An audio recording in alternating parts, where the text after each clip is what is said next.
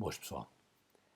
No último episódio, antes de começar o último episódio, eu fiz questão de esclarecer que tudo o que eu dissesse aqui tinha a ver basicamente com opinião, a minha opinião, e nem de mais ninguém,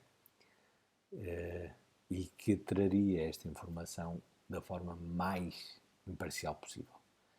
E gostaria de começar o episódio de hoje reafirmando esta situação, porque eu acredito que a partir de hoje as pessoas possam dizer ele é isto, é aquilo, é aquilo outro. Torno a reafirmar, é a minha opinião. E se porventura me conseguirem explicar que não é bem assim, ou se conseguirem achar que não é bem assim, expliquem-me outra vez. É para isso que isto serve. Está bem? O tema de hoje, como vocês já viram, é Volta Pedro Guerra, estás perdoado.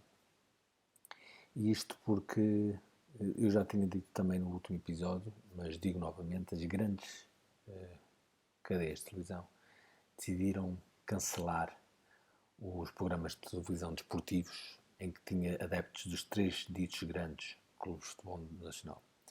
Dizem eles sobre o pretexto de que, desta forma, estão a contribuir para a não propagação do ódio que, aparentemente, estes programas destilavam para a sociedade. Até aqui, tudo bem.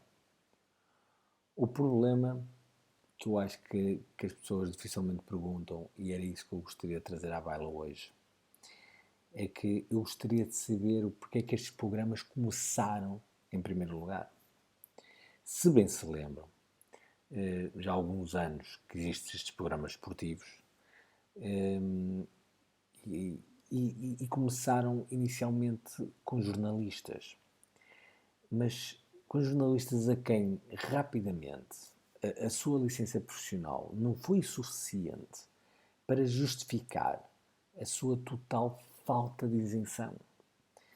Nós tínhamos jornalistas como Joaquim Rita, David Borges ou Rui Santos como donos da verdade esportiva. E isto começou a ser um problema. Ora bem, para evitar muitos, ou para evitar maiores desconfortos do que aqueles que já estavam a ser alvos, dada a impunidade das afirmações tendenciosas e bastante óbvias em defesa de um determinado clube da capital, os diversos grupos de mídia decidiram então convidar quem para eles devia ter direito a tempo de antena. Não a todos, só aqueles que podiam fazer mal standard de audiências, ao fim e ao cabo. Se calhar, na continuação destas injeções de injustiças desportivas, é que o Sr. Primeiro-Ministro e o Sr. Ministro do Desporto, quando a reunião com os clubes devido à Covid-19, dada a tendiciosidade da situação,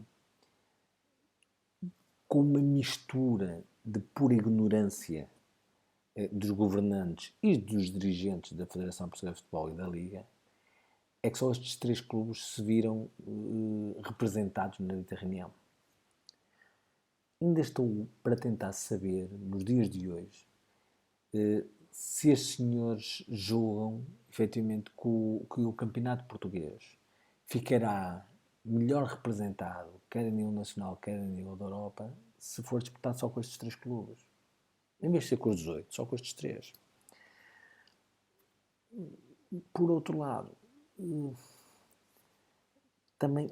também acho que estar a defender quem não quer ser defendido também não faz muito sentido. Porque existem mais 15 clubes que são constantemente ignorados e nada fazem. Por isso, vou deixar isso para outro episódio. O mais interessante é que, para não destilarem mais ódio, como se costuma dizer, estes programas voltaram ao formato inicial, só com jornalistas. Protegidos pela sua cartilha, quer dizer, pela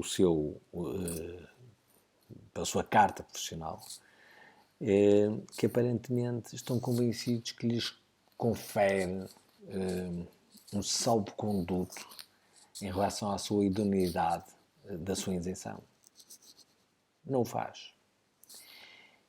E não o faz porque eu comecei a ver alguns desses programas. E com quem eu deparei no painel, Joaquim Rita, David Borges, e continuamos a assistir ao Rui Santos.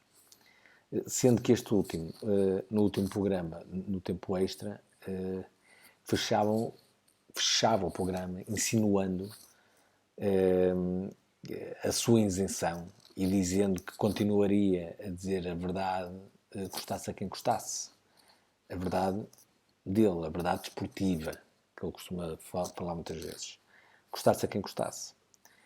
Toda a gente fartou-se de ver o meme dele estar a dizer que já estava resolvido o campeonato, etc, etc. Ok, até eu compreendo.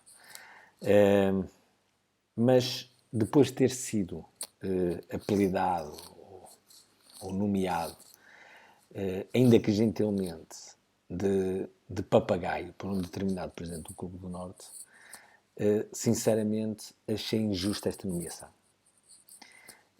Porque os papagaios, apesar de borrarem tudo, pelo que eu sei, ainda não têm verborreias mentais.